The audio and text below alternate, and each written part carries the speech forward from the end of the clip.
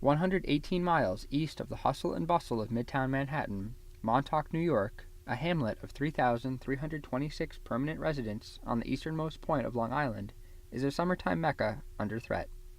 Coastal erosion poses risks to Montauk unlike many other coastal communities on Long Island, with the community nearly surrounded by water, with the exception of a narrow strip of land to the west of town, providing a land-based connection to the rest of Long Island.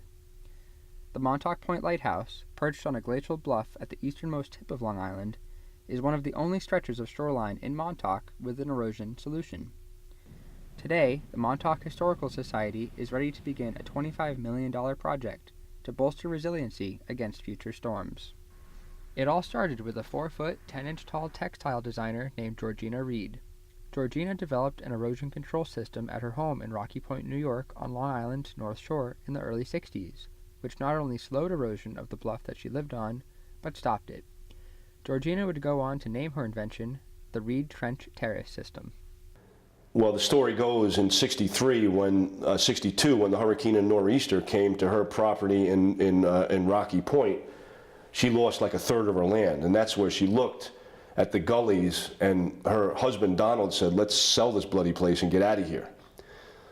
And then she said, no way, and she went down to the beach and she found washed up reeds, a little bit of driftwood, and saw the gullies, and put the reeds in, stuffed the reeds in the gullies, created a terrace with the driftwood and the washed wood, and then that's how her Reid, R-E-E-D, trench terracing came. As Donahue references, and Giorgina mentions in her 1969 book, How to Hold Up a Bank, the mass of old reeds and driftwood would become the core of Giorgina's terrace system.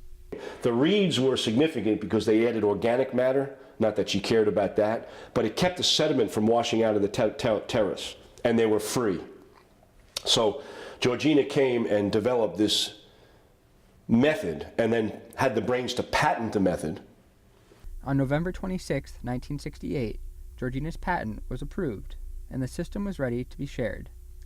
According to Donahue, Giorgina saw a newspaper article about the effort to save the Montauk Point Lighthouse, and realized that her terrace system could help stabilize the eroding bluff at the light. With $1,000 in hand from local citizens, Giorgina purchased her first batch of timbers, and her work began on the first ever Earth Day on April 22, 1970. Her 1x6 tongue groove cedar and her untreated spruce pickets, and over the bluff Giorgina went. I mean, you can't write a script like that, because that's, to an engineer, that's fodder. The rest, as they say, is history. Even though Giorgina was retired, her work continued at the lighthouse for 15 years, reinforcing the entire bluff face surrounding the lighthouse that had been exposed. We're committed to it, and we may be committed because we're nuts, but it's a work in progress, and it would be nowhere. It would be teetering on the edge or condemned without her arrival in the late 60s and 1970 especially. So way to go, girl.